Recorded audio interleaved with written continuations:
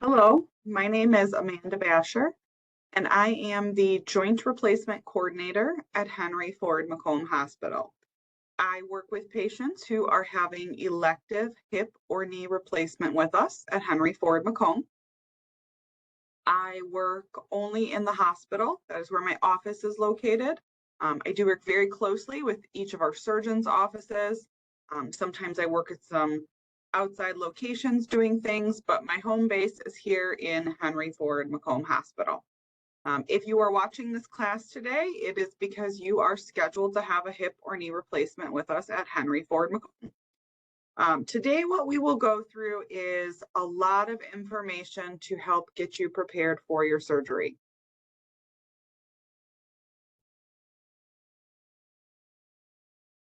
So some of the things that we're going to cover are tips to help get you ready, go over some things that are going to happen while you're here in the hospital with us, and even some things to discuss while you return back to your home.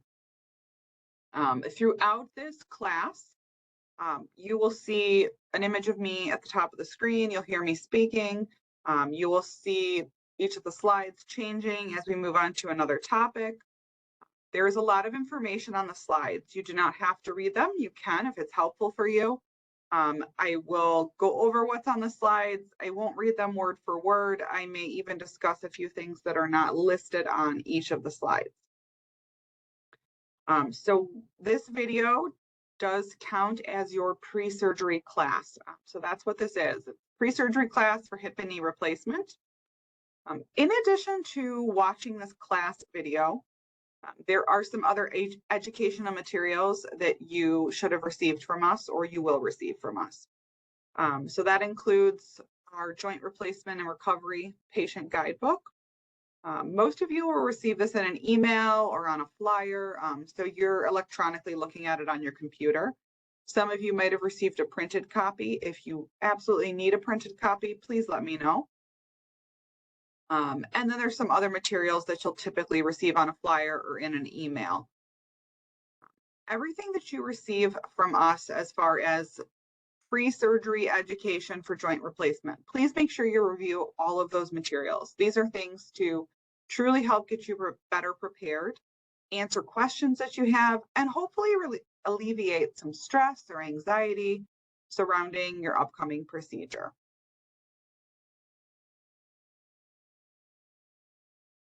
So what we want you to start doing is getting yourself prepared. Make sure you have a good support plan in place. Talk with your family, your friends, your neighbors, maybe people that you go to church with, to see who is available and who can help you out after surgery to make your recovery as easy as possible. I do have some patients who live at home alone and are able to safely return back to their home. It truly depends on how well you're doing after the surgery. The things that you can do in your home to get it ready. You can cook easy meals to pull out of your freezer. You can have easy things to microwave, lots of quick snacks or beverages that you can grab. Do all of your cleaning, your laundry before you come in for surgery. That way you or your caregivers don't have to focus on those kinds of things when you get home from surgery. We want to make your home as safe as possible. So pick up any throw rugs, anything that you could slip or trip on. Shoes, phone cords, extension cords. And then we want you to start gathering any necessary equipment. So the most important item would be a walker. Almost every single one of our patients will use a walker after surgery. Typically what we like best is a two-wheeled or front-wheeled walker. I'll talk about that more in a minute. And then we want you to start watching the exercise videos that we would have provided you. Those are pre-surgery exercises that you can do. So simple things to start strengthening the muscles in your legs, help keep your joints loose and mobile, help with range of motion. There is a video that shows you how to do all these exercises. They're also on pages 12 and 13 of our joint guidebook right now. We want you doing them on both legs, and we want you to try to do them about 3 times a day if possible. And if you can start doing these a week or 2 before surgery, that's great. You can do them sooner, it's not going to hurt. If for some reason you don't get the chance to do these before surgery, or if they're hurting and you're not able to, it's okay. Don't worry about it. We're going to teach you how to do them after surgery, and we'll be going over it in the hospital.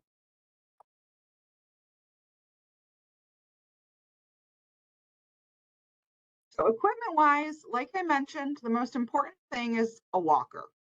The image that you see here on the slide is what we call a two-wheeled walker or front-wheeled walker. So there's that wheel in the front. When you're done using it, you can fold it up and tuck it out of the way.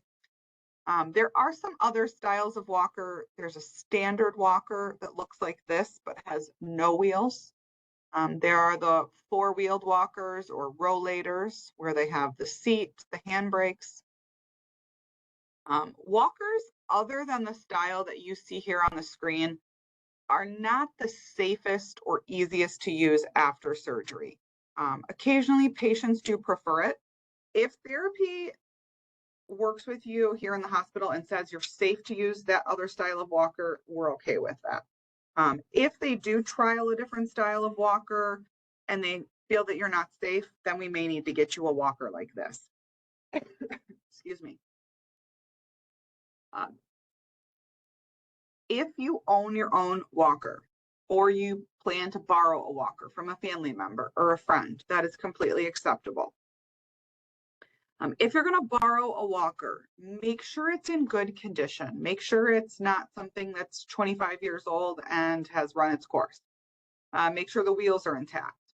The other thing is that we want to make sure it's an appropriate height for you. Most patients will fit into a standard size walker. Sometimes patients may need something shorter or taller depending on their height. These are things that we can assess for you when you're here in the hospital. Typically, we recommend leave your own walker in the car, and you don't have to bring it into the hospital. If we need you to, we'll let you know. Typically, most walkers are covered by health insurance, and insurance will cover one every 5 years. Most of the time we see that insurance covers it completely. Sometimes patients may have a copay or co-insurance. Something like that for this type of walker usually would be maybe around $10 to $15, but most of the time we see it's covered completely. Other items outside of a walker are very rarely covered by health insurance. So those could be things like a toilet riser, a cane, a shower chair. So usually those are items that if patients need them, and not everyone does, they would purchase out of pocket. Those are great things to borrow from family and friends, especially because they're very rarely covered by insurance. A lot of patients ask me if they're going to need a cane after surgery. It all depends on the patient. As you continue to work with therapy, they're going to let you know if and when you're done with the walker and if you would need a cane. As far as the walker goes, when myself or my office speaks with you before surgery, we will try to identify if you have a walker or if you need a walker. If you need a walker after surgery, most of the time I am going to order it for you from my medical store in the hospital, and it's going to be delivered to your room. If my medical store does not take your insurance, I'm going to try to identify that before surgery, and we would try to order a walker from an outside company, and you would be able to pick that up before you come in for surgery. If you have any specific questions about a walker, please call me and let me know.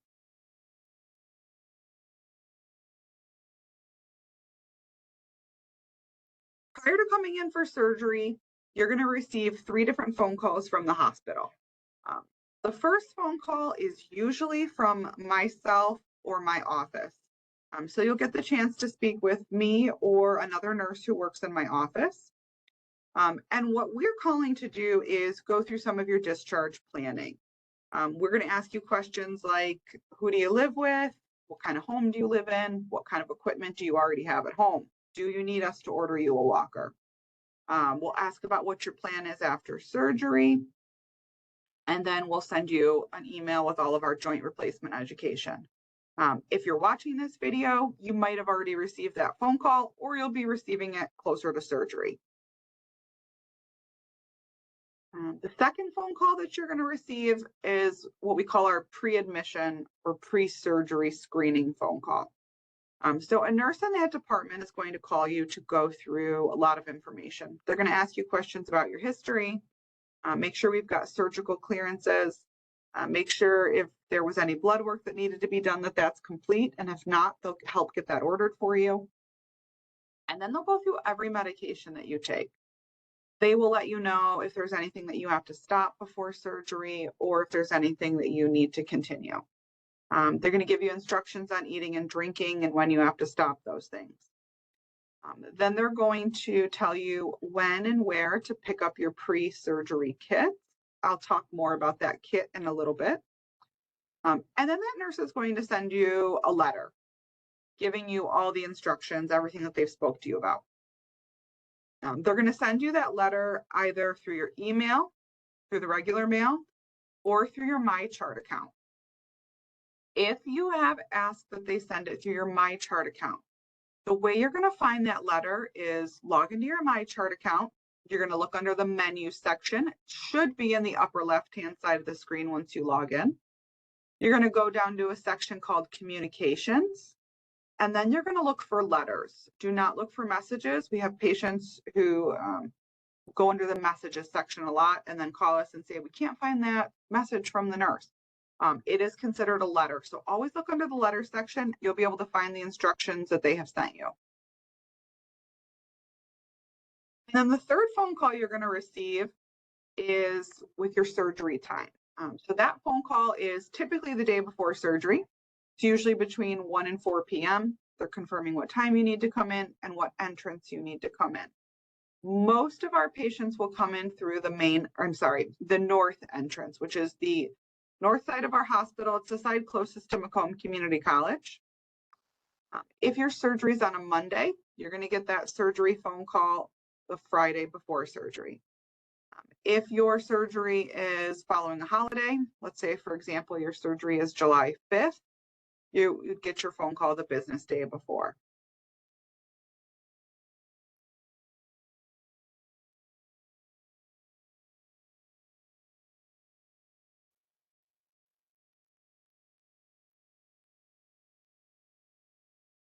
I'm going to talk here about what is in your pre-surgery kit.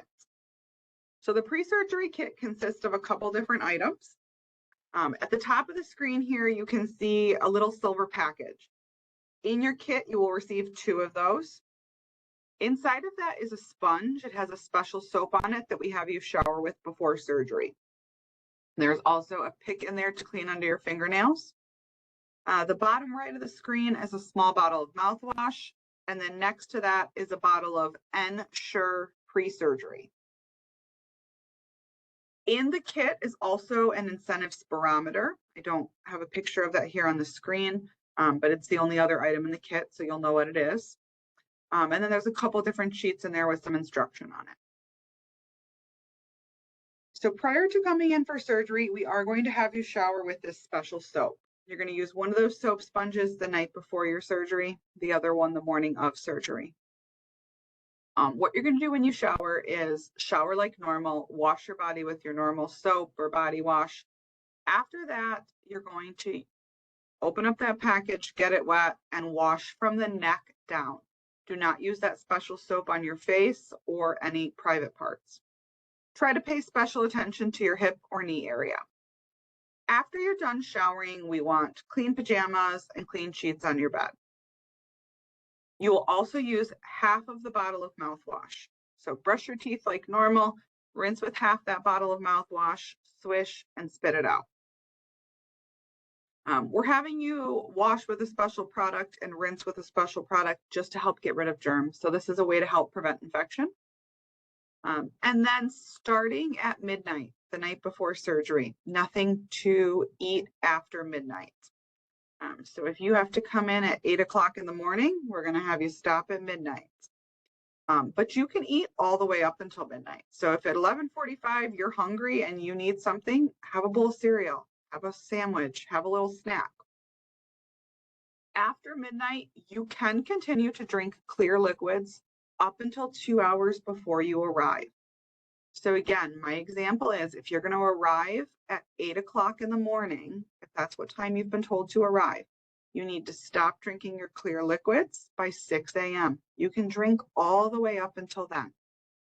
The pre-surgical screening nurse and myself give you a sheet that gives you a list of what are considered clear liquids. If you're worried about what's clear and what's not, just stick to water. That's perfectly fine.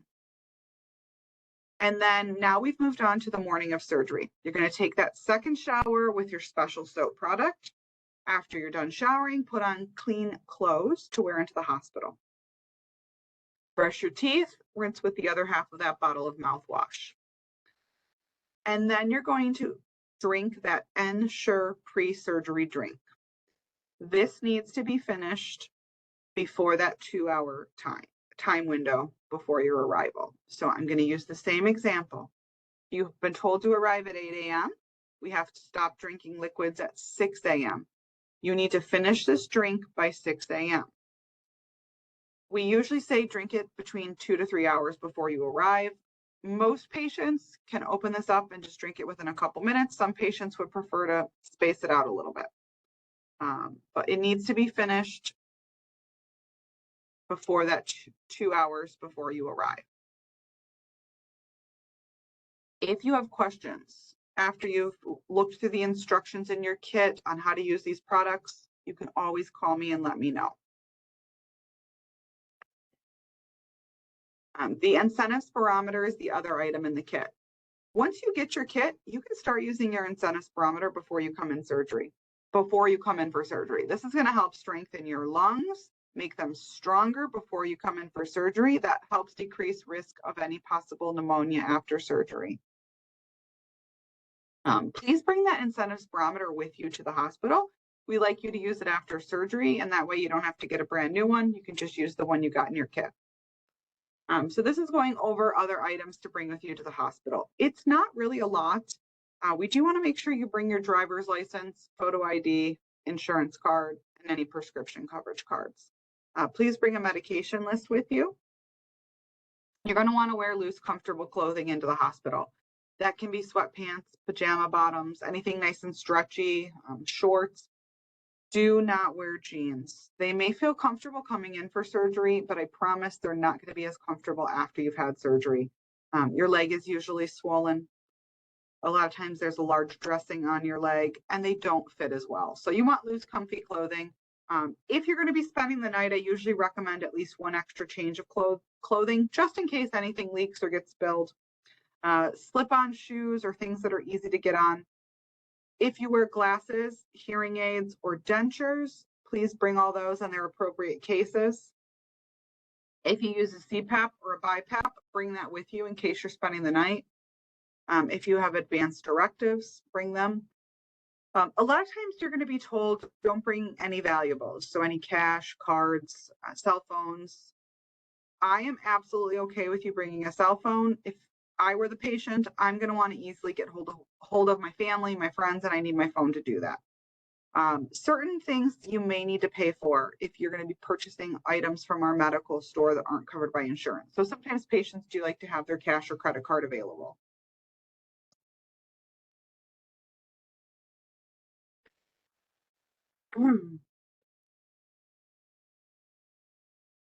This is showing you the north entrance of our hospital. Like I mentioned, most patients will come in through the north entrance. When you receive that phone call to confirm your surgery time, they will confirm the entrance. When my office emails you all of the information, the pre-surgery education, there is a map included, so it shows you our hospital campus and where that north entrance is located. As far as your care team in the hospital, this is usually a fairly large care team. Obviously, your surgeon is at the top of the list. He's doing your surgery and helping manage your care here in the hospital. The surgeon usually works with a nurse practitioner or a physician's assistant to help manage a lot of the care along the way. A lot of our surgeons work with ortho residents or orthopedic residents, so you may see them as well. You're going to work with various nurses throughout your stay in pre-op, in post-op, and then once you're up on our ortho unit. You'll work with an anesthesiologist, a CRNA. You will work with a physical therapist, possibly an occupational therapist. And then I will work with you as well when you're here in the hospital. So my role consists of case management and discharge planning when you're here in the hospital. Sometimes I'm partnering with my social worker. If for some reason I am on vacation, I am sick, and I'm not here, then you will work with a social worker or case manager on my ortho unit, and they can help manage anything that I would take care of for you while you're here in the hospital. So on the day of surgery, once you're here in the hospital and you have been registered, you're going to get back to our pre-op area where staff will start getting you prepped and ready. This takes about 2 hours. And there's a couple of products that you're going to use. Everything that we use in that area to help get you prepped and ready is to help prevent infection. So you're going to use another special mouthwash. You're going to have some wipes that you use to wipe down your body. And this, again, help removing germs from your skin. And then you're going to use a little tiny vial or ampule in your nostrils, just like you can see the image below on the screen. Again, it's just helping to remove germs from your nose. The nurse is going to start an IV in your hand or your arm, and this is where you're going to receive fluids, antibiotics, different medications. The nurse will go through your history, ask you some medication questions, and then you'll meet with some members of our anesthesia team. They're going to talk to you about what type of anesthetic you'll receive for the surgery. They'll ask you about your history, your anesthesia history, if you've had any complications in the past. A lot of times they're going to ask you if you've had nausea. That's usually a big concern for a lot of patients. There's a lot of different medications the anesthesia team can give you to help prevent nausea or improve it. Another item that the anesthesia team will talk to you about are peripheral nerve catheters or nerve blocks. So these are different things that we do to help with pain management. Most of our hip and knee patients do receive a nerve block of some kind. It all depends on the patient and your surgeon. So for our hips and our knees that receive a nerve block, this is basically a shot that we're giving you in your leg to help numb it. The goal is to help with some pain control. Typically, this nerve block is fully worn off 12 to 24 hours after surgery. Everybody metabolizes the medication differently. So for some patients, it wears off much quicker. And then our knee patients can also receive what we call a peripheral nerve catheter, if your surgeon wants you to have one. And then this is placed in your upper thigh. There's a small little catheter that gets placed just underneath the skin. It is attached to a bag with some numbing medication, and this pump that you can see here on the screen, this teal pump, is what controls it. So typically this lasts for about 3 days or so. We're going to tell you how to manage it here in the hospital. You'll go home with it. We'll teach you how to take it out at home. So if you receive either the shot to help with the nerve block or the peripheral nerve catheter, we'll teach you all about these here in the hospital. This depends on your surgeon's preference if you want it. If your surgeon has decided he doesn't want you to receive one of these items, it's because he has other methods that he would prefer to use to help manage your pain.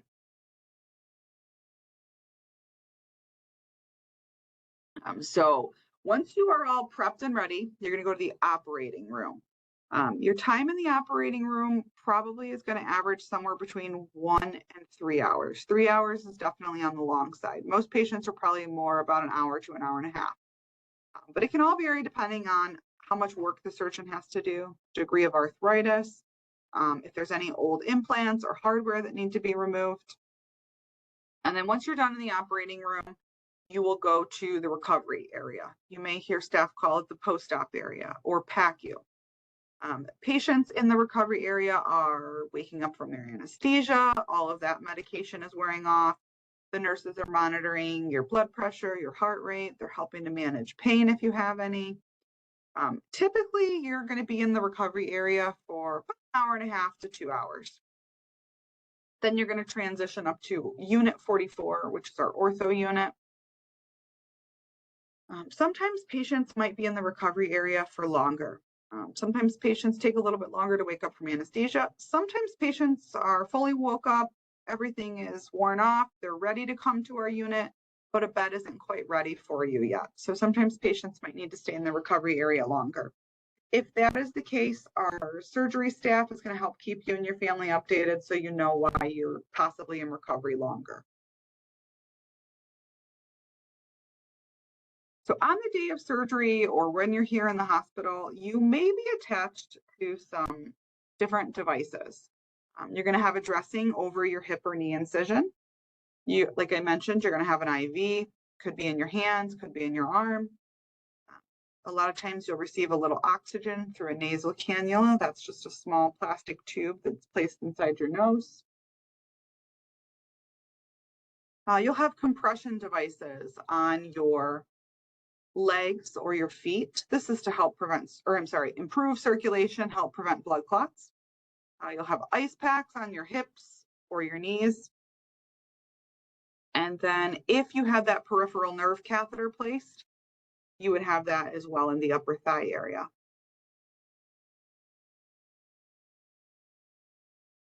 After surgery, we focus a lot on pain management. This is a big topic for our patients because they're nervous or they're worried about how much pain am I going to be in after surgery? How much pain am I going to have? It's one of the hardest questions for me to answer because each patient can vary a lot in how much pain they have after surgery, their pain tolerance, and how well they handle this. Pain is normal and it's expected. We know it's going to happen after surgery. So our goal is to keep it tolerable and manageable. A pain level of 4 to 6 out of 10 is pretty reasonable after surgery. Our goal would hopefully be to get it a little lower. Having a pain level of 0 is very unlikely right away after surgery. We're going to do everything we can to help control your pain, and we're going to do a variety of things to help control it. This is just showing you another type of pain scale. You're going to hear staff throughout your stay ask you, can you rate your pain for me on a scale of 0 to 10? That is sometimes tough, and how I might rate my pain is very different than how you might rate your pain. So this is a pain scale I really like. It gives really good descriptions that might help patients better describe their pain.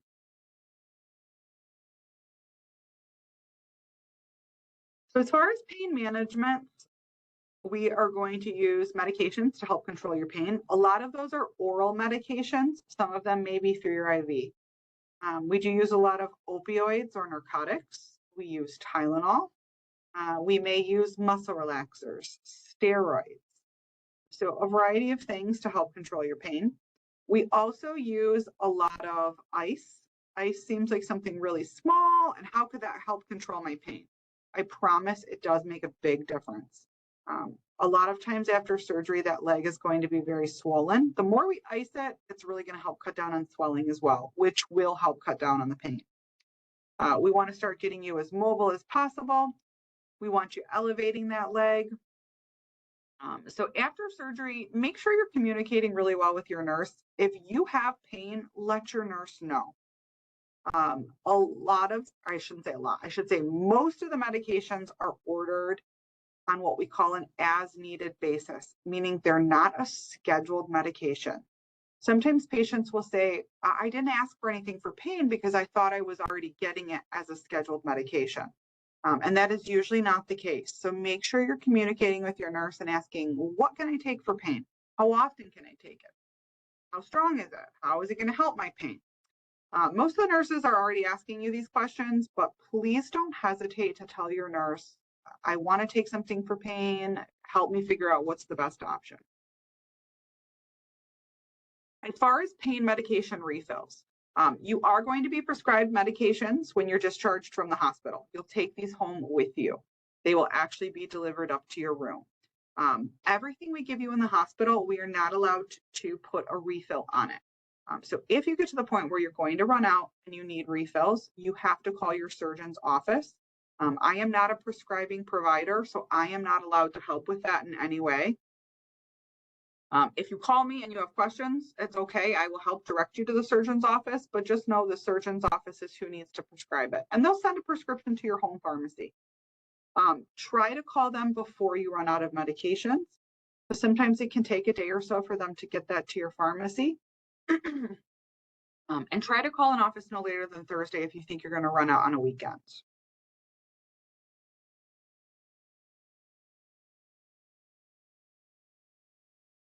So once you are done in the recovery area, you're going to come up to our ortho unit. At that point, we have a couple things we're going to focus on. You are going to get up and out of bed, hopefully on the day of surgery. This might be with a therapist, it may be with nursing staff. A lot of patients will tell me, oh, I didn't know I was going to get out of bed on the day of surgery. I didn't think I was going to have to do that. I promise you, the sooner we get you out of bed and up and walking and moving, the better you're going to feel, the easier start to your recovery that you're going to have. You're going to receive some antibiotics. Again, we do this to help prevent infection. We need to make sure you can urinate without any trouble after surgery, so we do monitor this very closely. And then I will meet with you in the hospital. A lot of times I will see you the day of surgery, sometimes it's the day after, and we'll discuss that discharge planning. So we will talk about home care versus outpatient physical therapy. We'll confirm if you have the walker at home, or if I was going to be providing one, I'll make sure that you get that. I can answer any specific questions about your discharge plan or equipment, or how to manage your dressing, what to do with ice. So if I don't, for some reason, see you in the hospital, let's say you had a later surgery and I wasn't sure I was going to get the chance to see you, I will talk with your family, your friends, whoever your caregivers are, and make sure I go over the discharge plan. As I mentioned earlier, if I'm on vacation, if I'm sick, if for some reason I am working off-site that day, there is always a colleague of mine, typically a case manager, a social worker, who will be able to take care of anything that I would cover for you in the hospital.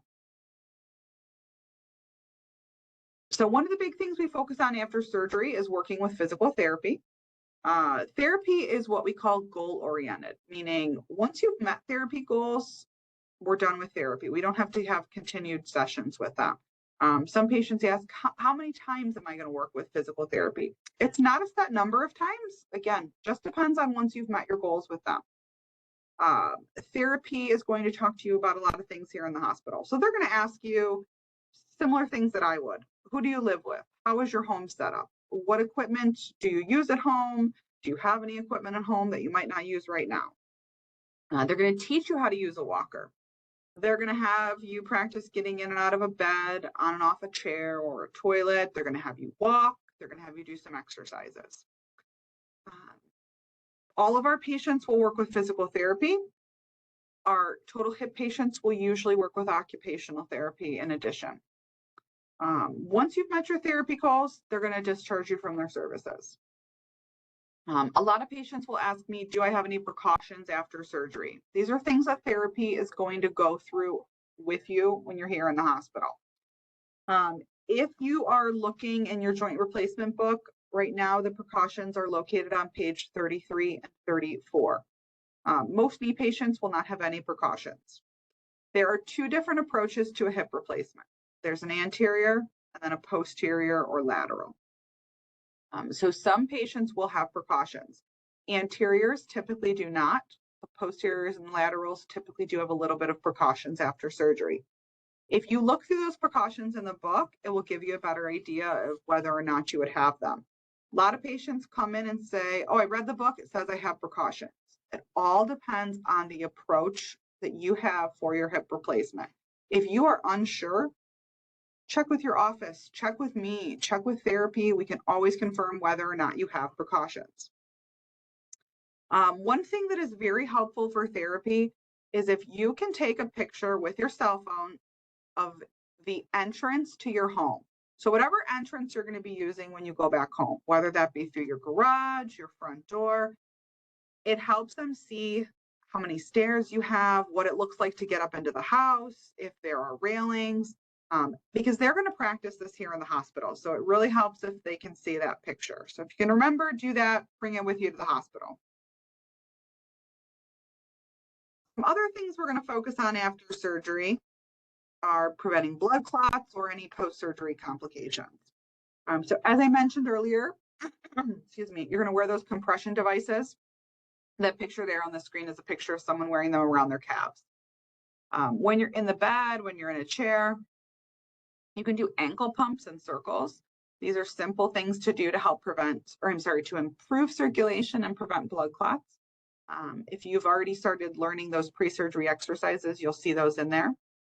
You're going to be prescribed a blood thinner or anticoagulant. If you already take one at home, typically you'll go back to that right after surgery. If not, we'll be starting it after surgery. This is temporary. It's not a long-term medication. We want you really well hydrated, so drinking a lot of fluids after surgery. And we're going to try to increase your movement, get you up and moving. When you're in the hospital, you always need to be with a staff member when you're up and moving around. Right after surgery is a time where you could be at an increased risk for falls. And the hospital environment, it's a foreign environment to you. It's a new environment. So we want to make sure that you're safe and that you're not tripping on something in your room, getting caught up in an IV pole. These are things that we're not used to being attached to. So that's why we want to be there to help you. The other thing is that you are just learning how to walk with a brand new hip or brand new knee. And a lot of our patients have never used a walker before. So that is very new to them as well. Our goal is to make sure that you are safely learning how to do things in the hospital so you can continue to be safe when you go back home. And then once you go home, our goal is for you to try to get up once an hour when you are awake. This can be, I've taken a trip to the restroom. I've done some laps up and down a hallway. I've walked around my kitchen a couple times. And then you're going to be doing those exercises as well at home. We want you using your incentive spirometer or doing coughing and deep breathing. These are things to help expand your lungs, strengthen your lungs, and reduce risk for pneumonia after surgery. Another thing that we're going to focus on preventing after surgery is constipation. Unfortunately, a lot of times after having a surgery, constipation can be fairly common. Anesthesia, dehydration, not moving around as much as normal, and taking narcotics are all things that can contribute to constipation.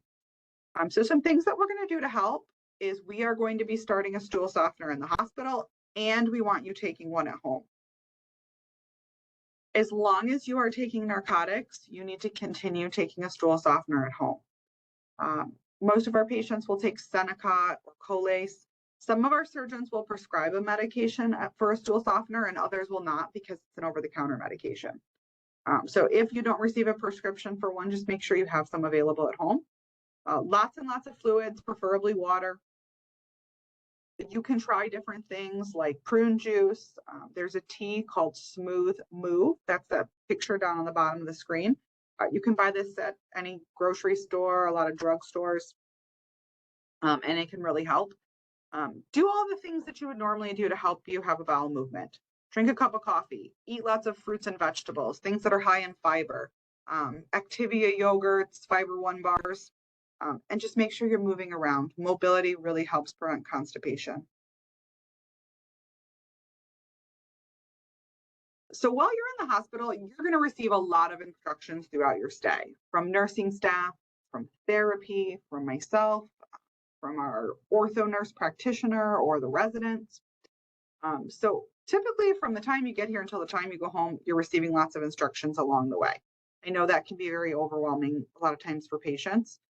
Right before you leave, your nurse will go over typically what we call your discharge instructions. They may call it an AVS, which is our after visit summary. They're going to print this out. It's going to go home with you. So if you forget things, that's a great reference to look back at. It will talk about your surgical dressing. It's going to talk about all your medications and what you can take and when you can take. You'll get those medications delivered to your room before you go home. You cannot drive when you leave the hospital. Sometimes patients will tell me, I am going to drive myself home from the hospital. You are not allowed to. Typically, what I'm going to tell you is do not drive until you have had your very first follow-up visit with the surgeon, usually about 1 to 2 weeks after surgery. At that point, they will discuss with you when you're going to be allowed to drive after surgery.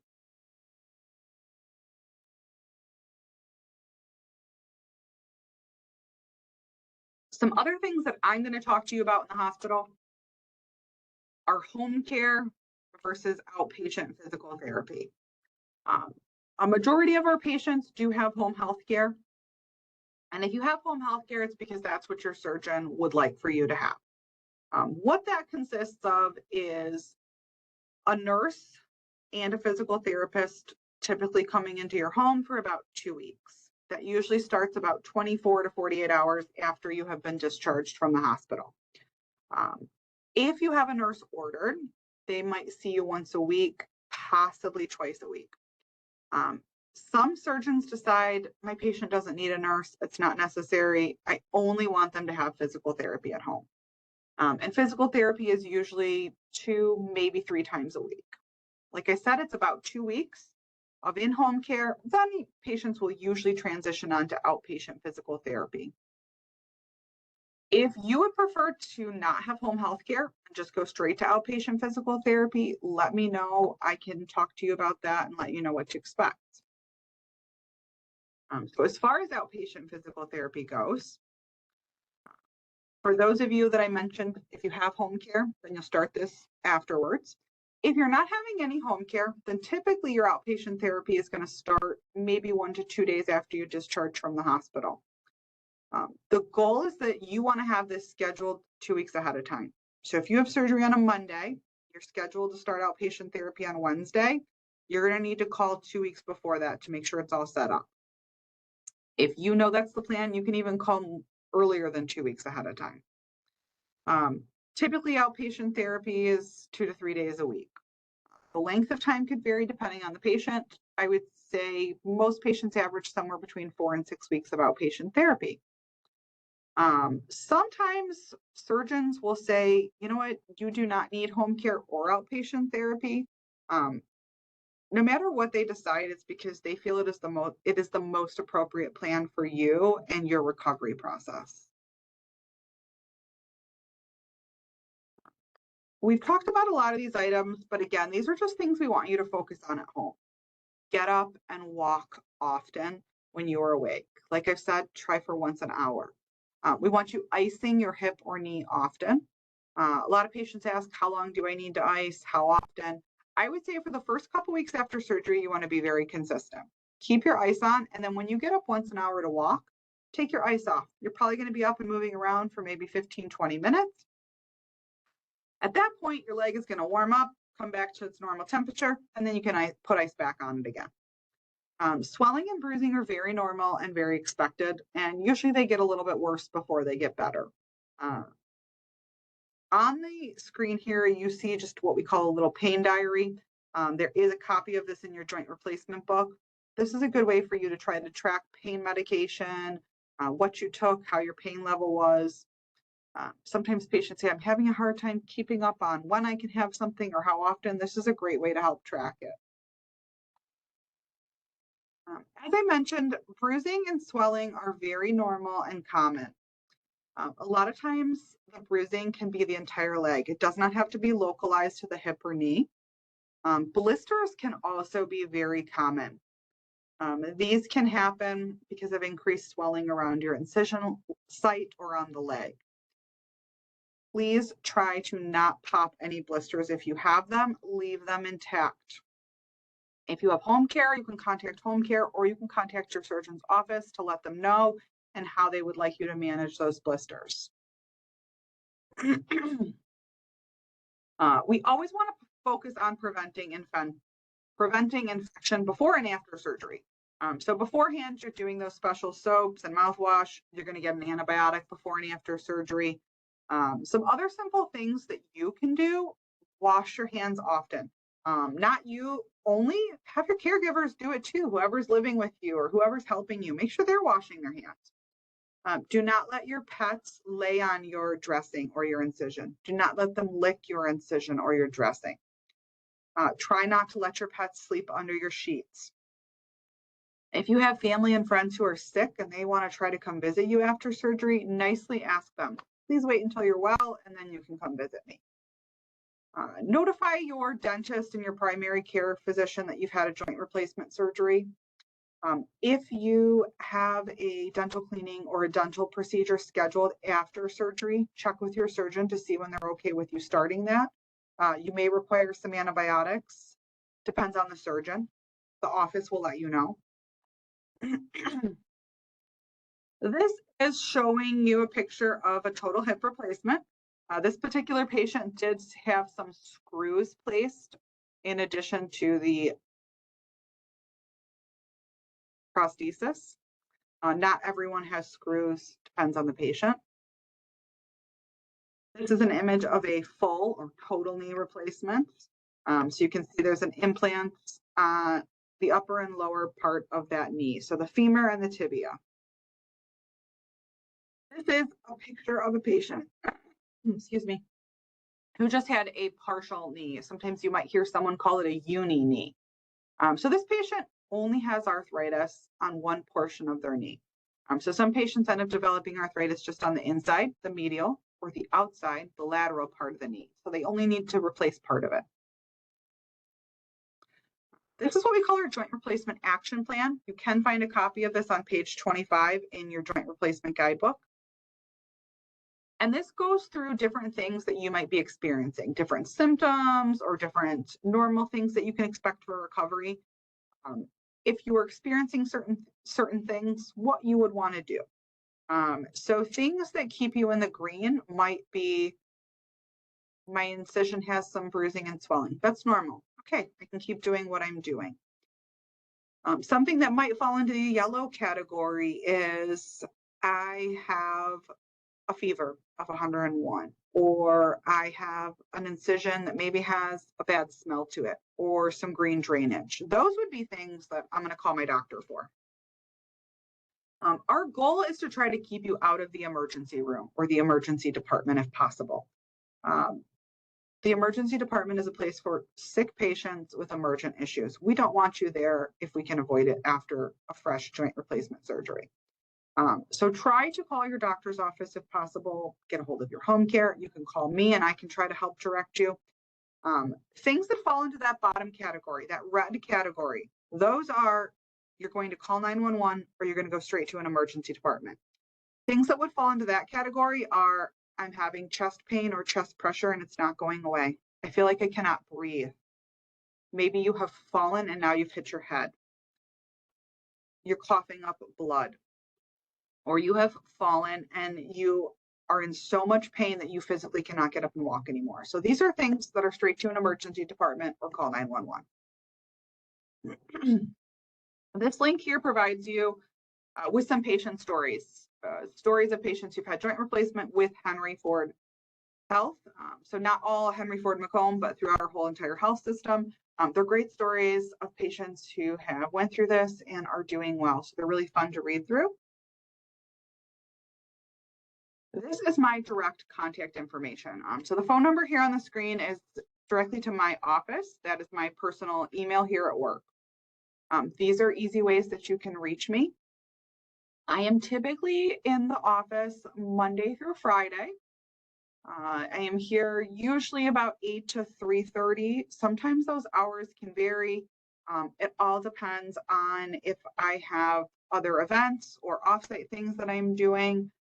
If for some reason I am sick, on vacation, things like that, my hours can be varied. If you have questions, concerns, if there's anything you need to find out, sometimes even if it's not something I can answer, I can help direct you where you need to go. Please call me, email me. If you call me with a question, please leave a voicemail. If you call and don't leave a voicemail, I have no idea you've called. I don't know what you need, and I don't know how to get back with you. So if you call me, please leave me a message. I will always try to return it that day, or depending on what time you call, the following business day if I'm available. If you have something urgent that comes up after hours, you can always call your surgeon's office. Each of the offices have a prompt that you could follow to reach someone after hours if necessary. My goal is to answer as many questions for you as possible before surgery, while you're here in the hospital, and then after discharge. Our goal is that this class helped prepare you, helped answer as many questions as possible, and hopefully get you a little less stressed coming in for surgery. Thank you for watching this class, and we look forward to you having surgery with us here at Henry Ford Macomb Hospital. Thank you.